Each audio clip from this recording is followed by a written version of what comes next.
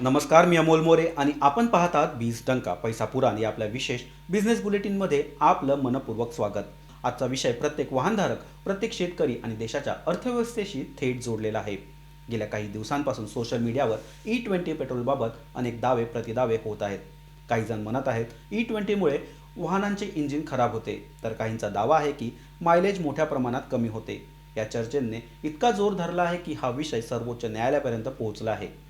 दुसरीकडे केंद्र सरकार आणि केंद्रीय रस्ते वाहतूक मंत्री नितीन गडकरी यांनी या धोरणाचे जोरदार समर्थन करत यामागील कारणे स्पष्ट केली आहेत. मग सत्य नेमके कोणते? E20मुळे खरोखरच वाहनांचे नुकसान होते का, की भारताला ऊर्जा स्वावलंबनाकडे नेणाऱ्या मोठ्या राष्ट्रीय धोरणाबाबत गैरसमज पसरवले जात आहेत?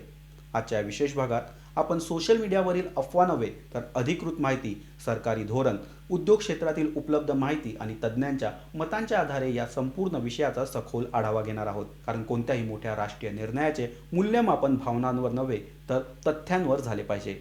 चला सर्वप्रथम समजून घेऊया E20 म्हणजे नेमकं काय. E20 म्हणजे 20% इथेनॉल आणि 80% पेट्रोल यांचे मिश्रण. इथेनॉल हे ऊस, मका, खराब धान्य आणि इतर जैविक स्रोतापासून तयार होणारे जैव इंधन आहे. जगातील अनेक देशांमध्ये अशा प्रकारचे मिश्रित इंधन हे अनेक वर्षापासून वापरले जात आहे. भारतात देखील हा बदल एका दिवसात झालेला नाही. सुरुवातीला E5, त्यानंतर E10 आणि आता E20 असा टप्प्याटप्प्याने हा प्रवास सुरू झाला. म्हणजेच हा अचानक घेतलेला निर्णय नसून दीर्घकालीन नियोजनाचा भाग आहे. मात्र सरकारने E20ला एवढं महत्त्व का दिलं, याचे उत्तर भारतीय ऊर्जा सुरक्षेत दडलेलं आहे. भारत हा जगातील सर्वाधिक कच्चा तेल आयात करणाऱ्या देशांपैकी एक आहे. त्यामुळे आंतरराष्ट्रीय बाजारात तेलाच्या किमती वाढल्या की त्याचा थेट परिणाम भारताच्या अर्थव्यवस्थेवर होतो. आयात बिल वाढतं, परकीय चलनाचा ताण हा वाढतो, महागाईला देखील चालना मिळते. यावर दीर्घकालीन उपाय म्हणून केंद्र सरकारने इथेनॉल मिश्रित पेट्रोल या कार्यक्रमाला गती दिली. सरकारच्या मते देशातच तयार होणारे जैव इंधन यांचा वापर वाढवला तर परदेशी तेलावरील अवलंबित्व कमी होईल. यामुळे ऊर्जा सुरक्षा मजबूत होईल, परकीय चलनाची बचत होईल आणि अर्थव्यवस्थेला देखील दीर्घकालीन स्थैर्य मिळेल. पण या धोरणाचा फायदा केवळ हा देशालाच नाही तर भारतीय शेतकऱ्यांना देखील होऊ शकतो. पूर्वी अतिरिक्त साखर उत्पादनामुळे अनेक साखर कारखान्यावर आर्थिक ताण निर्माण होत असे. त्याचा फटका ऊस उत्पादक शेतकऱ्यांना देखील बसत असे. मात्र इथेनॉल निर्मितीसाठी अतिरिक्त ऊस वापरला जाऊ लागल्याने या परिस्थितीत बदल होत असल्याचा सरकारचा दावा आहे. फक्त ऊसच नाही तर मका आणि इतर कृषी उत्पादनाला देखील इथेनॉल उद्योगामुळे नवीन बाजारपेठ उपलब्ध झाली. यामुळे ग्रामीण अर्थव्यवस्थेला चालना मिळण्याची अपेक्षा व्यक्त केली जात आहे. केंद्रीय मंत्री नितीन गडकरी यांनी देखील अनेकदा सांगितलं आहे की इथेनॉल धोरणामुळे विशेषतः मका उत्पादक शेतकऱ्यांच्या उत्पादनात सकारात्मक बदल हा दिसून येत आहे. म्हणजेच E20 हा केवळ इंधनाचा विषय नसून शेती, उद्योग, ऊर्जा धोरण यांना जोडणारा व्यापक आर्थिक कार्यक्रम असल्याचं सरकारचं मत आहे. सरकार E20 मागे आणखी एक महत्त्वाचं कारण सांगते आणि ते म्हणजे पर्यावरण संरक्षण. इथेनॉल मिश्रित इंधनामुळे कार्बन उत्सर्जन कमी होण्यास मदत होते, असं सरकारचं म्हणणं आहे. हवामान बदलाच्या पार्श्वभूमीवर भारताने कार्बन उत्सर्जन कमी करण्यासाठी अनेक उद्दिष्ट स्वीकारली आहे. जैव इंधनाचा वापर ही त्या व्यापक धोरणातील महत्त्वाची पायरी मानली जाते. म्हणजेच E20 या धोरणामागे 4 प्रमुख उद्दिष्ट आहे: ऊर्जा सुरक्षा, परकीय चलनाची बचत, शेतकऱ्यांना स्थिर बाजारपेठ आणि पर्यावरण संरक्षण. मात्र या धोरणाची अंमलबजावणी सुरू होताच सोशल मीडियावर अनेक दावे व्हायरल होऊ लागले. काहींनी मायलेज कमी झाल्याचा दावा केला तर काहींनी इंजिन खराब होत असल्याचं सांगितलं. या चर्चेमुळे अनेक वाहनधारक संभ्रमात पडले आहे. मग या दाव्यांमध्ये कितपत तथ्य आहे, सरकारने कोणते स्पष्टीकरण दिलं आहे आणि वाहन उत्पादक कंपन्यांचं मत नेमकं काय आहे, पाहूया या सर्व प्रश्नांची उत्तरे. सरकारने मान्य केलं आहे की काही वाहनांमध्ये E20 वापरल्यास मायलेजमध्ये साधारण 3 ते 5% घट जाणू शकते. मात्र यामागे कारण इंजिनमधील बिघाड नसून इथेनॉलचे ऊर्जा मूल्य पेट्रोलपेक्षा कमी असणे हे आहे. यामुळे हा बदल तांत्रिकदृष्ट्या अपेक्षित असल्याचं सरकारचं म्हणणे आहे. पण सोशल मीडियावर सर्वाधिक चर्चेत असलेला मुद्दा म्हणजे E20मुळे इंजिन खराब होते का? यावर सरकारचं उत्तर स्पष्ट आहे. सध्या उपलब्ध अधिकृत माहिती आणि वैज्ञानिक अभ्यासानुसार E20मुळे वाहनांचे इंजिन मोठ्या प्रमाणात खराब होत असल्याचा कोणताही ठोस वैज्ञानिक पुरावा उपलब्ध नाही. याच मुद्द्यावर केंद्रीय रस्ते वाहतूक मंत्री नितीन गडकरी यांनी देखील स्पष्ट भूमिका घेतली आहे. त्यांनी टीकाकारांना आव्हान देत म्हटलं की जर E20मुळे वाहनांचे इंजिन खराब झाल्याचा ठोस वैज्ञानिक पुरावा कोणाकडे असेल तर तो देशासमोर मांडावा. अफवांवर नव्हे तर संशोधन आणि तथ्यांवर आधारित चर्चा व्हावी असेही त्यांनी स्पष्ट केलं. मात्र या संपूर्ण चर्चेत सर्वात महत्त्वाची भूमिका कोणाची असते? उत्तर आहे वाहन उत्पादक कंपन्यांची. कारण कोणते इंधन वाहनांसाठी सुरक्षित आहे हे सोशल मीडियावर नव्हे तर हजारो तासांच्या तांत्रिक चाचण्या आणि लाखो वाहनांच्या सर्व्हिस डेटावर ठरते. देशातील प्रमुख वाहन उत्पादक कंपन्यांनी याबाबत आपली भूमिका स्पष्ट केली आहे.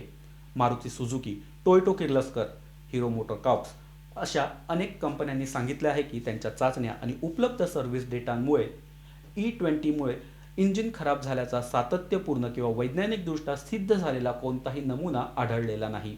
विशेष म्हणजे मारुती सुझुकीने लाखो वाहनांच्या सर्व्हिस रेकॉर्डचे विश्लेषण केल्यानंतर देखील E20 इंजिन निकामी झाल्याचा कोणताही ठोस पुरावा समोर आला नसल्याचं स्पष्ट केलं. याचा अर्थ असा की प्रत्येक वाहनात कोणताही बदल जाणवणार नाही. काही वाहनांमध्ये मायलेजमध्ये मर्यादित घट जाणवू शकते, मात्र इंजिन बिघडते किंवा वाहन वापरण्यायोग्य राहत नाही असा निष्कर्ष सध्याच्या उपलब्ध माहितीवरून निघत नाही.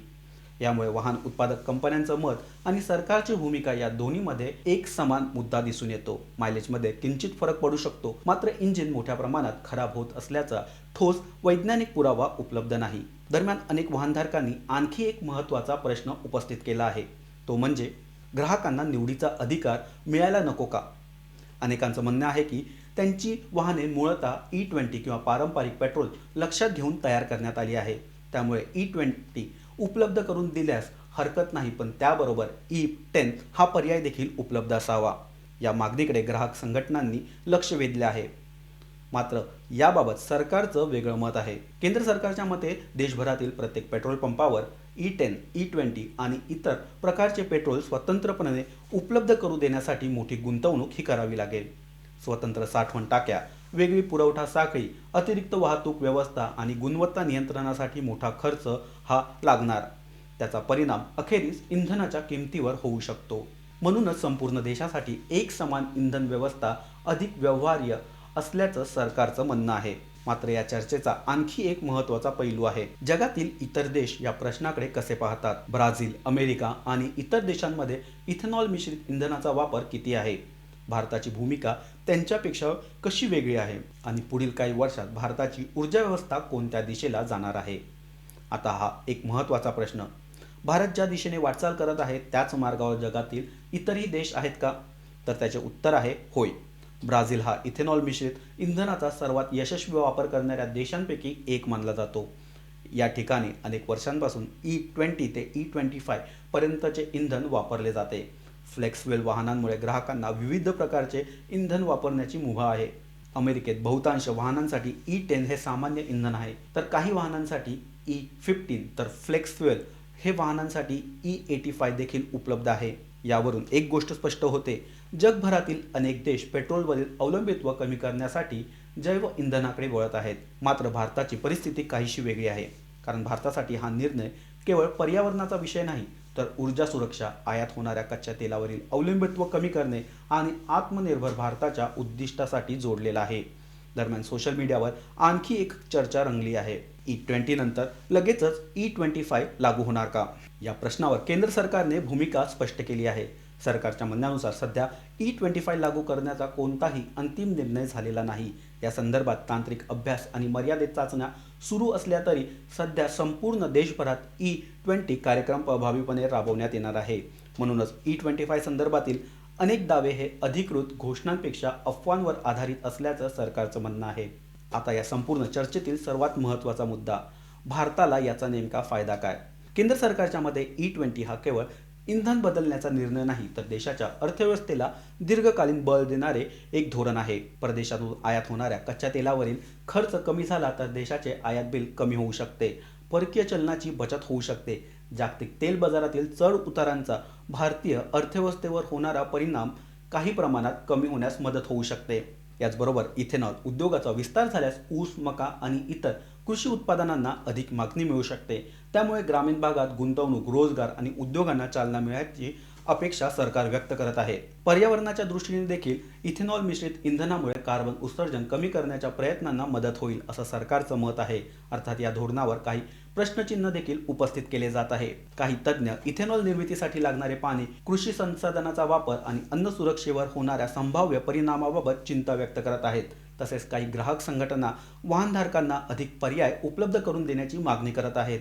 म्हणजेच एका बाजूला सरकार ऊर्जा स्वावलंबन आणि दीर्घकालीन आर्थिक फायद्यांवर भर देत आहे, तर दुसऱ्या बाजूला ग्राहक आणि काही तज्ज्ञ अधिक स्पष्ट माहिती, पारदर्शकता आणि पर्यायाची अपेक्षा व्यक्त करत आहे. त्यामुळे या विषयावर तथ्य आधारित चर्चा होणे आणि वैज्ञानिक अभ्यास सातत्याने समोर येणे हे तितकेच महत्त्वाचे ठरते. एकूणच E20 बाबत सोशल मीडियावर अनेक दावे केले जात आहे, तरी उपलब्ध अधिकृत माहिती वेगळे चित्र मांडते. सरकारने काही वाहनांमध्ये मायलेजमध्ये मर्यादित घट होऊ शकते हे मान्य केले, मात्र E20मुळे इंजिन मोठ्या प्रमाणात खराब होत असल्याचं ठोस वैज्ञानिक पुरावा सध्या उपलब्ध नसल्याचं सरकार आणि प्रमुख वाहन उत्पादक कंपन्यांचं म्हणणं आहे. याचवेळी सरकार E20ला भारताच्या ऊर्जा सुरक्षेशी, शेतकऱ्यांच्या उत्पन्नाशी, परकीय चलनाच्या बचतीशी आणि पर्यावरणपूरक विकासाशी जोडून पाहत आहेत.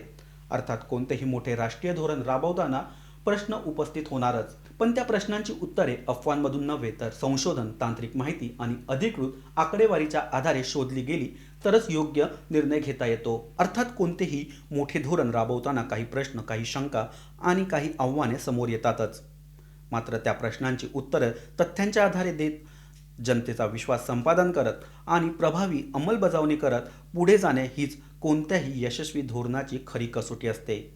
केंद्र सरकारचे म्हणणे याच दिशेने आहे. भारताला ऊर्जा क्षेत्रात आत्मनिर्भर बनवायचे असेल तर जैव इंधनासारख्या पर्यायांना प्रोत्साहन देणे हे अपरिहार्य आहे. त्यामुळे E20 हा केवळ आजचा निर्णय नाही, तर पुढील अनेक दशकांचा विचार करून आखलेल्या भारताच्या ऊर्जा भविष्याचा रोडमॅप आहे. आजच्या पैसापुरांमध्ये इतकेच. हे विशेष विश्लेषण तुम्हाला कसे वाटले हे आम्हाला कमेंट करून नक्की सांगा. व्हिडिओ आवडला असेल तर लाईक करा, मित्रपरिवारांसोबत शेअर करा आणि अर्थविश्वातील प्रत्येक महत्त्वाची, अचूक आणि विश्लेषणात्मक माहिती सर्वात आधी मिळवण्यासाठी बीज डंका चॅनलला सबस्क्राईब करायला विसरू नका. पुन्हा भेटूया नव्या आर्थिक घडामोडीसह, बाजारातील मोठ्या अपडेट्ससह आणि सखोल विश्लेषणासह. तोपर्यंत नमस्कार.